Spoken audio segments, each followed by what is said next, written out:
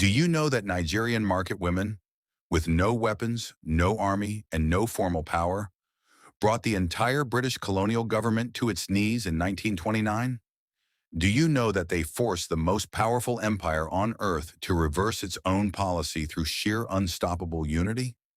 If you don't, subscribe to Afrian Told right now, because this is one of the most extraordinary stories in Nigerian history, and nobody taught you about it. In 1929, the British colonial government in southeastern Nigeria made a decision that would become one of their most catastrophic mistakes. Facing budget pressure, they began considering extending direct taxation to women. Nigerian women had never paid direct tax. In Igbo tradition, women had their own economic sphere, the markets, the trade networks, the commerce of daily life, and that sphere was theirs. The British were about to put their hands into something they completely failed to understand. When word spread that colonial officials were conducting census counts, counting women's property as a precursor to taxation, the response was immediate and organic. Women began communicating through the networks they already had. Market women who traded across hundreds of miles. Women who moved between villages as a natural part of their economic lives. Within days, the information had spread across a vast region with no telephone, no internet, and no formal organization. Just women talking to women. What assembled was something the British colonial administration had never encountered and had no framework for. Tens of thousands of women, estimates range from 25,000 to over 50,000, converged on colonial centers across the region. They came wearing nothing but loincloths, the traditional dress of women going to war in Igbo culture. They carried palm fronds, the traditional symbol of the demand for justice. They were completely organized. They were completely peaceful, and they were absolutely terrifying. The women surrounded colonial buildings, native court buildings, the homes of warrant chiefs who had cooperated with colonial authorities.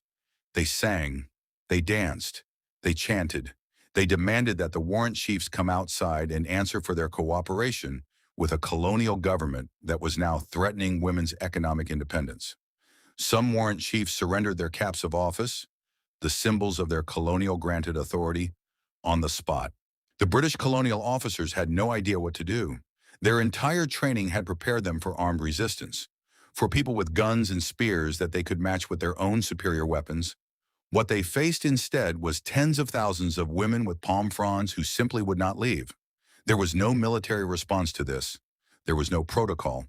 The empire was paralyzed. The traditional war dance the women performed outside colonial buildings was not just protest. It was spiritual warfare, calling on ancestral power, invoking the protection of their communities, making clear that what was happening was not ordinary politics, but a fundamental challenge to the natural order of things. The British officers watching these ceremonies were genuinely unnerved. They were seeing something they had no category for. The colonial administration ground to a halt. Courts couldn't function. Offices couldn't operate. The machinery of colonial governance, which depended entirely on the cooperation of local communities, seized up completely. The women hadn't fired a single shot. They had simply shown up, in numbers so overwhelming that the colonial system had no response. In some locations, the women went further, dismantling the physical symbols of colonial authority with their bare hands. Native court buildings were pulled apart. The structures that represented colonial justice, a justice system that had never served Nigerian women, came down piece by piece. The women were not destroying randomly. They were making a precise and deliberate statement about what they refused to accept. The British governor faced a choice that no colonial administrator wanted to face: negotiate with market women, acknowledging their power, or use military force against unarmed women and create a scandal that would reach London. He tried a third option first, sending male soldiers to disperse the crowds. The women refused to move.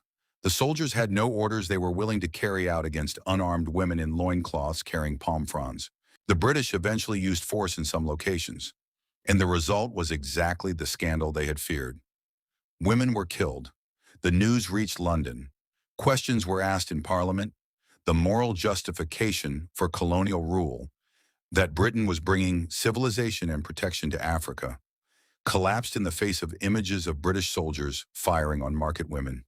The women's tax was never implemented. The warrant chief system that had enabled colonial control was reviewed and reformed. The women of southeastern Nigeria, with no weapons, no formal organization, and no vote, had forced the most powerful empire on earth to reverse course. The Aba Women's Riot of 1929 was not a riot, it was a revolution. Do you know stories like this? Subscribe to Afrin Told for more forgotten Nigerian stories every week.